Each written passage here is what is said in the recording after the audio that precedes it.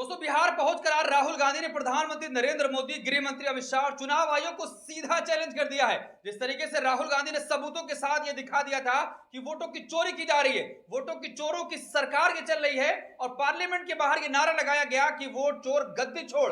अब सीधे तरीके से वोट अधिकार यात्रा लेकर राहुल गांधी बिहार पहुंच चुके हैं और साथ में तेजस्वी यादव, लालू यादव, मल्लिकार्जुन खड़गे और तमाम विपक्षी नेता मौजूद थे। और साफ तौर पर चुनाव आयोग को चेताया गया कि अगर अब भी मनमानी नहीं रुकती है तो फिर किसी भी सूरत में हम बिहार से बर्दाश्त नहीं करेंगे। क्योंकि तेजस्वी यादव ने साफ ऐलान कर दिया कि कान खोल कर प्रधानमंत्री नरेंद्र मोदी भी सुन लें, गृह मंत्री अमित शाह भी सुन लें और चुनाव आयोग भी सुन ले कि ये बिहार की धरती है, ये लोकतंत्र की जननी है, यहां से लोकतंत्र को खत्म नहीं करने दिया जाएगा। और आज देखें कि हजारों की भीड़ में उस यात्रा में लोग चल रहे हैं, बिहार के अलग अलग हिस्सों से लोग चलकर आए हैं और अपनी बात रख रहे हैं। जिस तरीके से राहुल गांधी ने साफ कहा था कि अब ये संविधान बचाने की लड़ाई है, ये राजनीतिक लड़ाई नहीं है, संविधान को बचाया जाएगा और संविधान पर जिस तरीके से लगातार हमला किया जा रहा है ये बर्दाश्त नहीं होगा।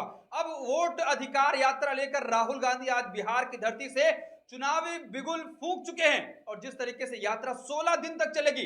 दोस्तों, आप अंदाजा लगाइए कि 16 दिन में कितने हजारों की भीड़ इनके साथ चलने वाली है। क्योंकि आज जिस तरीके से सासाराम से ये स्टार्ट हुई है और आपको दिख रहा होगा कि नजारा क्या था, तमाम राज्यों से बिहार की जनता चलकर आई थी और वहां पर पहुंची थी राहुल गांधी को सुनने के लिए, तेजस्वी को सुनने के लिए और लालू यादव को सुनने के लिए। लालू यादव ने साफ कह दिया कि ये बिहार है, वोट के जो चोरी कर रहे हैं चोरों को यहां से भगाया जाएगा और फिर नरेंद्र मोदी और अमित शाह को बिहार की धरती से वापस किया जाएगा।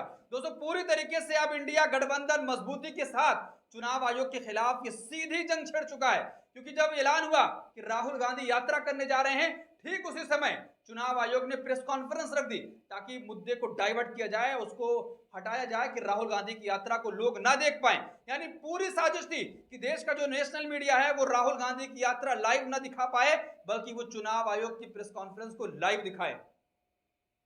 लेकिन दोस्तों, एक भी सवाल का जवाब चुनाव आयोग ने नहीं दिया। जो आरोप राहुल गांधी ने लगाए थे कि आखिर ये देश में ये तमाम चीजें हो रही हैं, सबूत भी दिखाया था कि वोटों की चोरी की जा रही है, एक एक विधानसभा में कितने लाख वोट बढ़ाए गए, कितने फर्जी वोट हैं और उनके दस्तावेज नहीं है, तो किसी के पते पर कितने न जाने कितने वहां पर वोटर लिस्ट में लोग ऐड हैं। लेकिन उसके बावजूद चुनाव आयोग एक भी सवाल का जवाब नहीं दिया।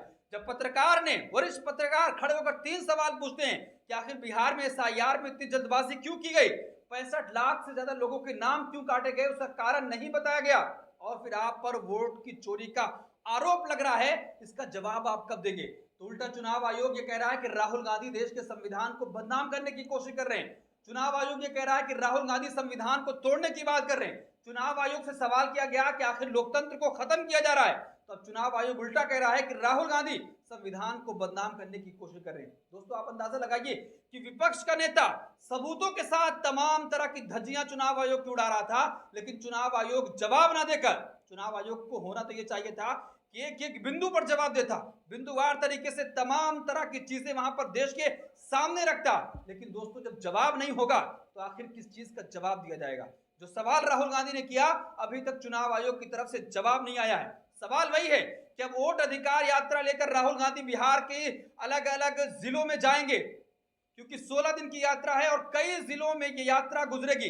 पटना में इसका समापन होगा, गांधी मैदान में देखने की बात होगी वहां पर कितने लाख की भीड़ आती है, क्योंकि सीधा ऐलान कर दिया गया है कि बिहार की धरती से वोटों की चोरी बर्दाश्त नहीं होगी।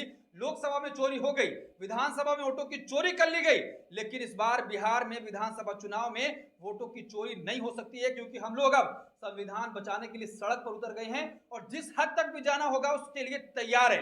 यानी दोस्तों, सीधी लड़ाई अब राहुल गांधी ने छेड़ दी है चुनाव आयोग के खिलाफ, प्रधानमंत्री नरेंद्र मोदी के खिलाफ, गृह मंत्री अमित शाह के खिलाफ। क्योंकि गृह मंत्री अमित शाह के पास भी कोई जवाब नहीं था, वो कह रहे हैं कि राहुल गांधी के दिमाग में दिक्कत है, वोटर लिस्ट में दिक्कत नहीं है। राहुल गांधी का सीधा सवाल यह है कि डिजिटल फॉर्म में वोटर लिस्ट दे दी जाए तो हम 15 मिनट में बता देंगे कि किस तरीके से नरेंद्र मोदी ने वोटों की चोरी करके वो सरकार में बैठे हैं।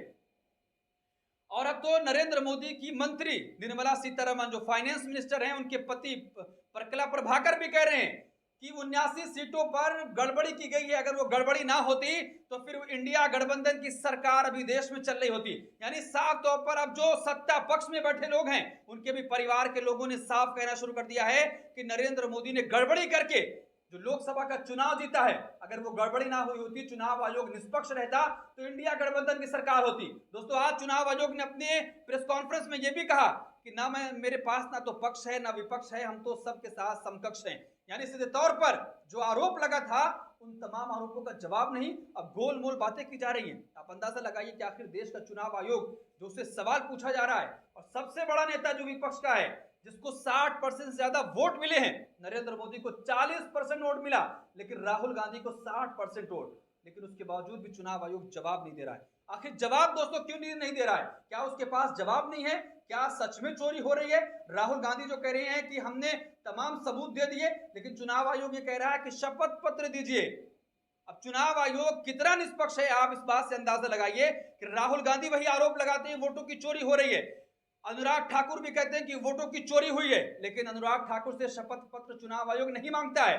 राहुल गांधी से कहता है कि आप शपथ पत्र पर साइन करके दीजिए। आप अंदाजा लगाइए कि चुनाव आयोग कितना निष्पक्ष है।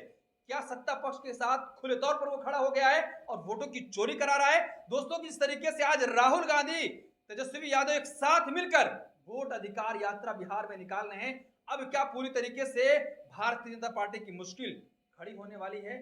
प्रधानमंत्री नरेंद्र मोदी जिस तरीके से अब आरोप लग रहा है कि वोटों की चोरी करके वो प्रधानमंत्री बने हैं, और जिस तरीके से उनके सामने बनारस में अजय राय उनके सामने थे, दूसरे नंबर पर थे, दोपहर तक वो आगे चल रहे थे, फिर अचानक से उनकी हार हो जाती है। अब वो अपने आप को सांसद बता रहे हैं, कह रहे हैं कि मैं तो बनारस का सांसद मैं हूं, नरेंद्र मोदी तो यहां से वोटों की चोरी करके सांसद बने। क्या अब और मुश्किल बढ़ेगी? दोस्तों, आपकी क्या राय कमेंट बॉक्स में जरूर